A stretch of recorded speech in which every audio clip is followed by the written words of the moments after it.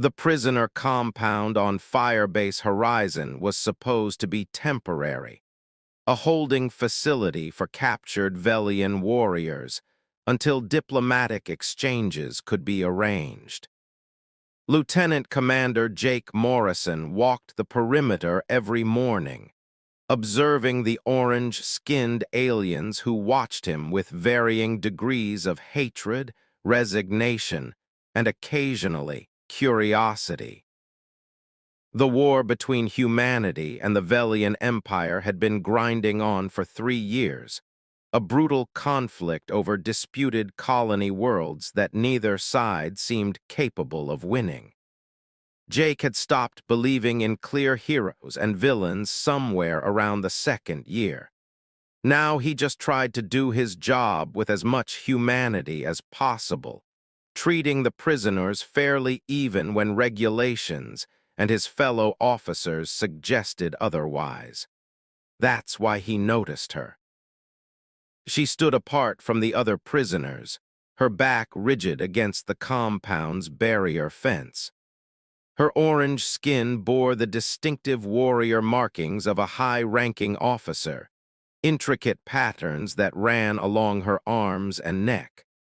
Her blonde hair, unusual among Velians, was cropped military short, and her purple eyes stared at nothing with an intensity that made Jake think she was watching something only she could see. But it was her posture that caught his attention, the way she held herself with desperate pride, as if letting that facade crack would destroy her completely. Jake had seen that look before, in mirrors after particularly bad missions. It was the look of someone holding themselves together through pure willpower. He was making his usual rounds when he heard the commotion. Shouts in Velian, then human voices responding with anger. Jake ran toward the sound and found 3 guards surrounding the woman, one of them with his stunner raised. "Stand down," Jake ordered, pushing through. "Sir, the prisoner attacked Corporal Davis," one guard said, keeping his weapon trained on the woman. She was on her knees now, her hands bound, blood trickling from her mouth where someone had struck her. "Is that true, Davis?" Jake asked. Davis, a young corporal Jake had always thought too eager for violence, shrugged. "She got mouthy, needed to learn respect." "And what exactly did she say?" Jake pressed. Davis's expression shifted uncomfortably. "She was speaking her language. I don't know. He was taunting the prisoners, sir." Another guard interrupted, Private Chen, one of the few soldiers Jake trusted completely. Making crude gestures, she told him in perfect standard to show some dignity, that even prisoners of war deserved basic respect. Davis took offense. Jake felt his jaw tight. "Davis, you're on report. Get out of my sight." When the corporal started to protest, Jake's voice went cold. "Now," after the guards dispersed, Jake knelt beside the woman. "Can you stand?" She looked at him with those purple eyes, and Jake saw confusion flicker across her face. "Why do you care, human?" "Because you were right," Jake said simply. "Even prisoners deserve dignity. Come on, let's get you to medical." "No," she said sharply, trying to stand on her own and wincing. "No medical, they will ask questions." "You're injured," Jake pointed out. "I've survived worse," she said, finally making it to her feet. She swayed slightly, and Jake instinctively reached out to steady her. She flinched at his touch but didn't pull away. "Why did you stop them? Why defend me?" "Because it was the right thing to do," Jake said. "What's your name?" The woman studied him for a long moment. "Captain Kira Thelian, Velian Imperial Guard, 3rd Battalion." "Imperial Guard," Jake said, impressed despite himself. The Imperial Guard were elite soldiers, the best the Velian military had to offer. "What's an officer of your rank doing in a forward compound?" "I was captured during the raid on Settlement 7, Kira said, her voice carefully neutral. My unit was overrun. I failed them. Jake heard the weight behind those words, the guilt and shame that colored every syllable. You survived, he said. That's not failure. You don't understand Velian honor codes, Kira said bitterly. A captain who allows her unit to be destroyed, who surrenders instead of dying with dignity. I am worse than dead. I am dishonored. That's a pretty harsh code, Jake observed. It's our way, Kira said, and Jake saw her straighten her shoulders, rebuilding that wall of pride. But a human wouldn't understand. Over the following weeks, Jake found himself checking on Kira more often than was strictly necessary. He told himself it was concern for her welfare, making sure Davis and soldiers like him didn't harass her further. But truthfully, he was fascinated by her, by the contradiction of strength and vulnerability, by the warrior who held herself with such rigid discipline even in captivity.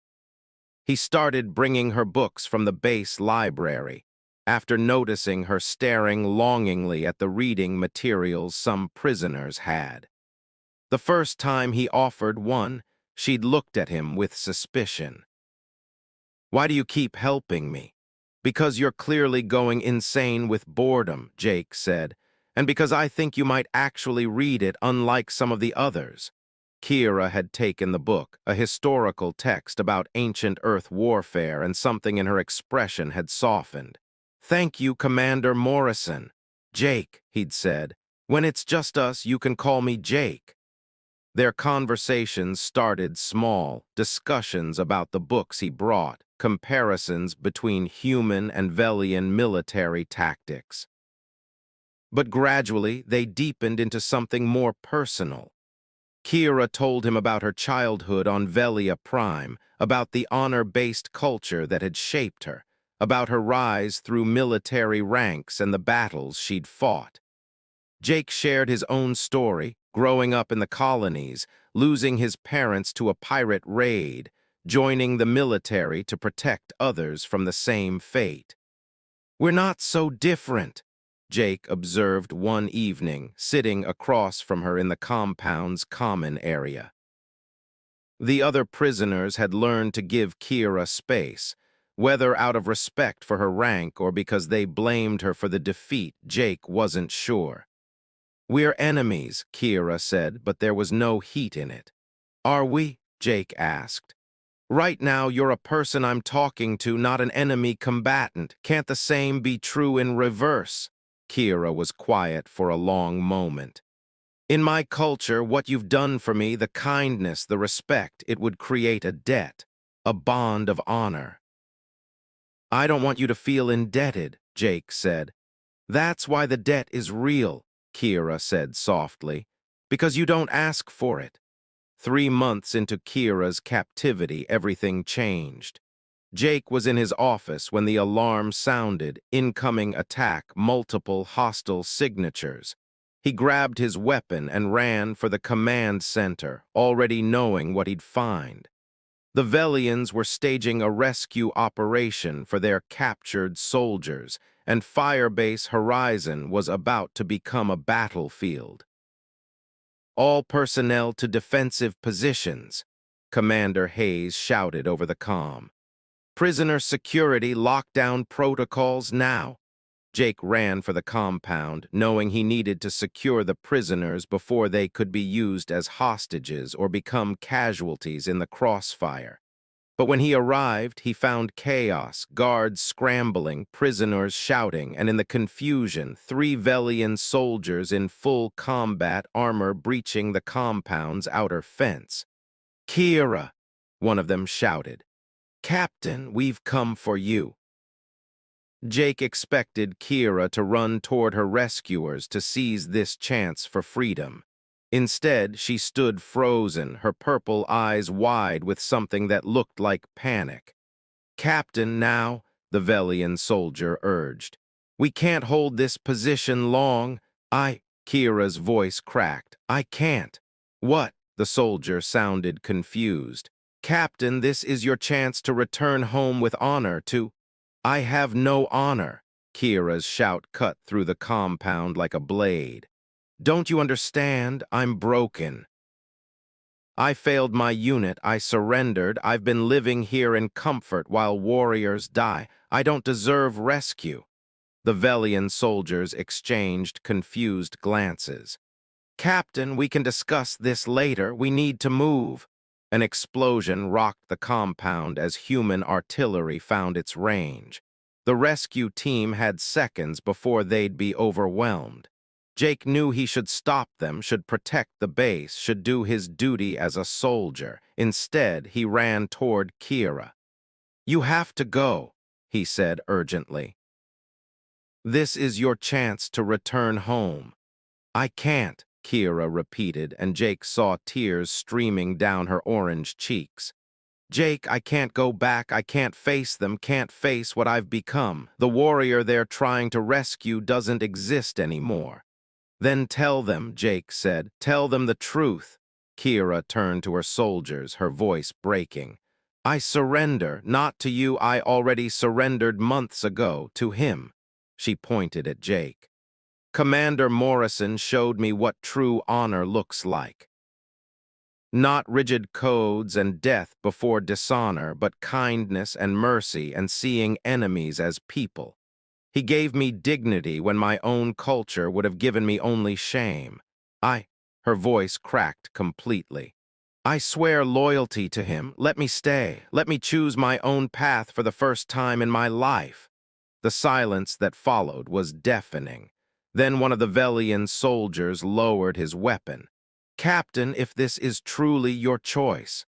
It is, Kira said firmly, wiping the tears from her face. Tell High Command I died with honor if you want. Tell them anything, but I'm staying.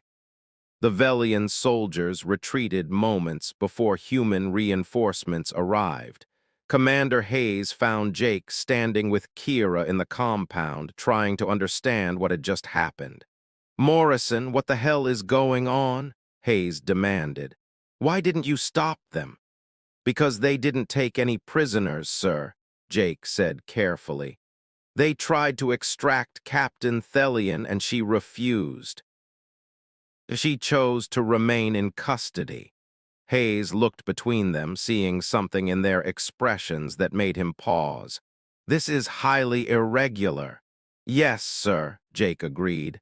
We'll need a full report, Hayes said. And Morrison, keep your prisoner secure. I don't want any more surprises. After Hayes left, Jake turned to Kira. Did you mean what you said about swearing loyalty? Every word, Kira said. Her purple eyes met his, still bright with tears, but also something else. Determination, hope, maybe even happiness. In my culture, when someone saves you not once but repeatedly, when they show you a better way of being, you can swear a life oath to them. It's the highest bond of loyalty and trust. Kira, I can't accept that, Jake said, though his heart was racing. I don't want you to feel obligated. You still don't understand, Kira interrupted, stepping closer. This isn't obligation, Jake. This is choice. For the first time in my life, I'm choosing my own path, and I choose you. I choose learning this better way you've shown me. I choose. She hesitated, vulnerable in a way Jake had never seen. I choose trying to understand these feelings I've developed for you if you'll let me. Jake's breath caught. Feelings. Don't make me say it more plainly, Kira said with a hint of her old warrior's pride. I'm already crying and swearing loyalty like some character in a human romance novel. My dignity can only take so much. Jake laughed, a sound of pure relief and joy. Kira Thelian, you are the strongest, bravest, most frustrating person I've ever met. And yes, I have feelings for you too. I've been fighting them for months because you were a prisoner and I was your guard and it was completely inappropriate. And now? Kira asked. Now you've sworn loyalty to me, which is probably even more inappropriate, Jake said. But I don't care anymore. We'll figure out the regulations, the politics, all of it, together." Kira smiled, the first genuine smile Jake had seen from her. "Together," she agreed. The aftermath was complicated. Commander Hayes was initially skeptical, but he couldn't ignore the intelligence value of a high-ranking Velian officer who'd chosen to defect. Kira was transferred from prisoner to something else. Not quite free, not quite captive. She helped the human military understand Velian tactics and culture. But more than that, she became a voice for peace, arguing that warriors on both sides were trapped in an honor system that perpetuated violence. Jake was by her side through all of it, navigating the bureaucracy and suspicious glares from both humans and the few Velian defectors who followed Kira's example. Their relationship was unconventional, some called it scandalous, but Jake had stopped caring what people thought somewhere around the third diplomatic hearing. 6 months after Kira's dramatic surrender, they stood together on the observation deck of a diplomatic vessel, watching as human and Velian representatives signed the first peace accord. The war wasn't over, but this was a start. "I never thought I'd see this," Kira said softly. "Peace negotiations instead of battle plans." "You made it possible," Jake said. "Your choice to defect, to speak out, it changed everything." "No," Kira corrected, taking his hand. "You made it possible by showing me there was another way to be, by giving a defeated warrior dignity instead of contempt." She looked at him with those purple eyes that had once held only desperation but now shone with purpose. "I surrendered in tears thinking my life was over, but it was actually just beginning." "Our life," Jake said, pulling her close. "Together." "Together," Kira agreed, and kissed him as the stars wheeled overhead and two civilizations took their first tentative steps toward peace. The alien warrior had surrendered in tears and sworn loyalty to a human. But what she'd really sworn loyalty to was the idea that honor could be redefined, that enemies could become partners, and that sometimes the strongest thing a warrior could do was choose vulnerability over violence, connection over combat, and love over war. And in choosing that path, she'd found not just a new loyalty, but a new life. One built not on rigid codes of honor, but on the simple truth that kindness, respect, and genuine care were the foundations of real strength. The war would end eventually. Treaties would be signed, territories negotiated, prisoners exchanged. But the bond between Jake Morrison and Kira Thelian, forged in a prison compound and sealed with tears and loyalty, that would endure forever.